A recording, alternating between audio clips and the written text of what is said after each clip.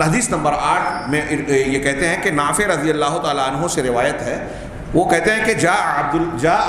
عبداللہ ابن عمر رضی اللہ عنہ الی عبداللہ ابن مطیع حین کان من امر الحرہ، کہ حضرت عبداللہ ابن عمر رضی اللہ تعالیٰ عنہ عبداللہ بن مطیع کے پاس آئے جب حرہ کا موقع آیا، معاملہ پیش آیا۔ یہ واقعہ حرہ بڑا مشہور ہے۔ حضرت یزید کے زمانے میں مدینہ والوں نے بیعت کرنے کے بعد جب بیعت توڑ دی تو یزید کے پاس گئے، ان کے ہاتھوں پر بیعت کی، اور واپس آنے کے بعد بیعت توڑ دی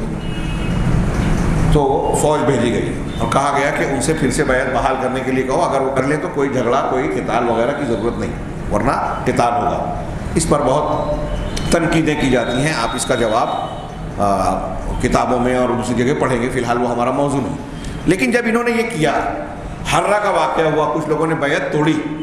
تو دیکھیے یہ صحابی رسول حضرت عبداللہ ابن عمر رضی اللہ تعالیٰ عنہ ان کے پاس جا رہے ہیں، ان کے سردار کے پاس، عبداللہ بن مطیع کے پاس گئے، اور کہا ما کانا حین کانا من امر الحرہ ما کانا زمانہ یزید ابن معاویہ، یزید ابن معاویہ کے زمانے میں جب حرہ کا معاملہ پیش آیا تو عبداللہ بن عمر رضی اللہ تعالیٰ عنہ عبداللہ بن مطیع کے پاس گئے، فقال، تو انہوں نے دیکھا تو کہا اطرحوا لابی عبد الرحمن وسادہ، ابی عبد الرحمن کے لیے وسادہ، وسادہ تکیے کو کہتے ہیں، مطلب وہاں جو نشست اور بیٹھک کا طریقہ تھا، گاؤ تکیا ٹیک لگا کر بیٹھنے کے لیے، گادی وغیرہ جو بھی اس وقت میں رہا ہوگا وسادہ کی شکل، کہ ان کے لیے نشست لگا دو، نشست ان کے لیے لگا دی جائے۔ حضرت عبداللہ بن عمر کے لیے وہ کہہ رہے ہیں، احترام سے کہہ رہے ہیں، فقال، تو حضرت عبداللہ ابن عمر نے کہا انی لم آتک لاجلس، میں یہاں بیٹھنے کے لیے نہیں آیا، میں تمہارے پاس بیٹھنے کے لیے نہیں آیا، اتیتک لاحدثک حدیثا سمعت رسول اللہ صلی اللہ علیہ وسلم یقولا، میں تمہارے پاس اس لیے آیا کہ تمہارے سامنے ایک حدیث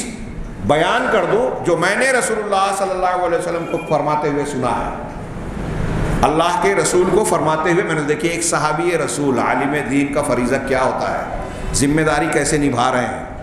بیعت کر کے آئے ہیں، اب انہوں نے بیعت توڑی، عبداللہ ابن عمر ان کے پاس گئے، سوشل میڈیا میں نہیں دیا اس وقت کے، کہ لوگوں میں جا کے بیان کریں، پبلک میں جا کے ان کے خلاف لوگوں کو بھڑکائیں، تقریر کریں، غیبت چغلی کریں، نہیں، صاحب معاملہ کے پاس جا رہے ہیں اور ان سے کہہ رہے ہیں کہ میں تمہارے پاس بیٹھنے کے لیے نہیں آیا، اس لیے آیا ہوں کہ تم سے اللہ کے نبی صلی اللہ علیہ وسلم کی ایک حدیث بیان کروں جو میں نے اللہ کے رسول صلی اللہ علیہ وسلم کو کہتے ہوئے سنا، آپ کو فرماتے ہوئے میں نے سنا، من خلع یدا من طاعۃ لقی اللہ یوم القیامۃ لا حجۃ لہ، جو شخص اپنے ہاتھ کو ایسی اطاعت سے کھینچ لیوے، نکال لیوے، ہٹا لیوے،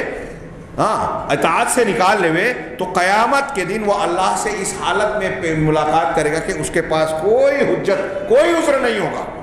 کوئی بہانہ بچنے کے لیے نہیں ہوگا اللہ کے سامنے پکڑ سے۔ یہ اللہ کے رسول صلی اللہ علیہ وسلم کی فرمان میں تم کو پہنچانے سنانے آیا ہوں کہ جو شخص اپنا ہاتھ نکال لے گا کس سے؟ اطاعت سے۔ دیکھیے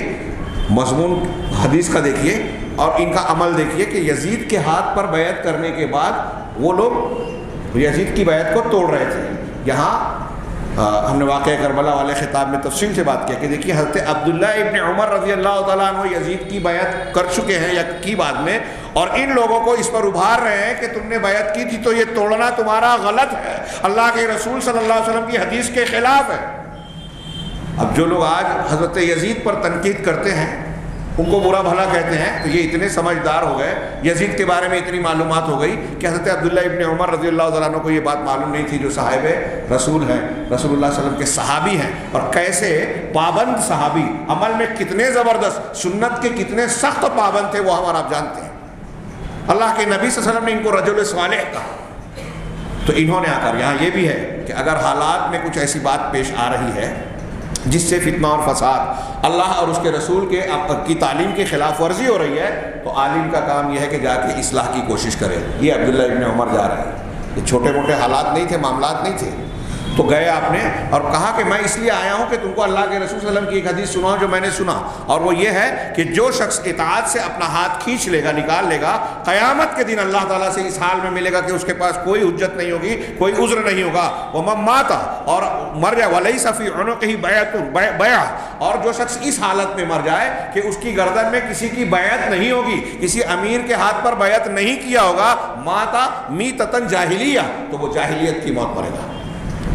وہ جاہلیت کی موت مرے گا۔ جاہلیت کی موت کا معنی کیا ہے؟ اس سے پہلے والے درس میں بیان کیا جا چکا کہ اہل جاہلیت طوائف الملوکی کے اعتبار سے زندہ رہتے تھے، ایک امیر کی سمع و اطاعت نہیں کرتے تھے۔ اسلام نے اس سے ہٹ کر یہ تعلیم دی جس میں اتحاد و اتفاق ہے، قوت ہے، استحکام ہے۔ لہذا اگر کوئی شخص پھر وہی طریقہ اختیار کر رہا ہے تو وہ اسلام سے پہلے والے طریقے کو اختیار کر رہا ہے، اسلام کے طریقے کو اختیار نہیں کر رہا ہے۔ یہاں حاشیے میں انہوں نے جو میں نے وضاحت کی اس کو ایک لائن میں بیان کیا، کہا کہ یہ مثال ہے کہ جو شخص سلطان کے خلاف، حاکم وقت کے خلاف خروج کرتا، اس کی مخالفت کرتا، اس زمانے کے اعتبار سے آج کے زمانے کے زبان میں جمہوریت کا عمل اختیار کرتا اسلامی حکومت میں، تو سلف اس پر نکیر کرتے تھے۔ ہاں، وَلَوْ كَانَ مُرِيدًا لِلْخَيْرِ فِي فِعْلِهِ، بہت پیارا جملہ آخر میں، اگرچہ ایسا کرنے والا انسان اپنے کام میں، عمل میں نیت خیر کی رکھتا ہو، ارادہ اس کا اچھا ہو، بھلا ہو۔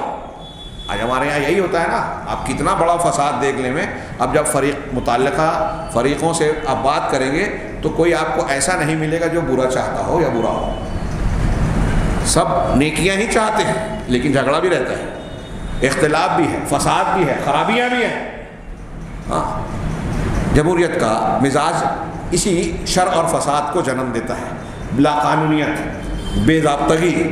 ایک دوسرے کے خلاف جو ہے کیچڑ اچھالنے کا مزاج، تنقید کرنے کا۔ اب جب یہ فروغ پاتا ہے تو سچی باتوں سے ہٹ کر لوگ جھوٹے الزامات بھی لگانا شروع کر دیتے ہیں۔ آج کی سیاست میں، آج کے اجتماعی ماحول میں آپ اور ہم یہ اچھی طریقے سے دیکھ سکتے ہیں، اور جب لوگ سیاست سے وہ چیز سیکھتے ہیں، ماحول میں وہ چیز دیکھتے ہیں، تو سوشل میڈیا میں شخصیات کے ساتھ وہی کرتے ہیں، گھروں میں یہی سیاست کرتے ہیں اور اس کو چالاکی سمجھتے ہیں۔ یہ چالاکی نہیں ہے، حماقت ہے، اللہ تعالیٰ کے امتحان میں ناکامیابی ہے۔ تو حضرت عبداللہ ابن عمر رضی اللہ تعالیٰ نے اس حدیث کے ذریعے سے ان کی اصلاح کی کوشش کی۔ ہاں، نمبر 9، 9ویں نمبر پر ایک حدیث حضرت ام سلمہ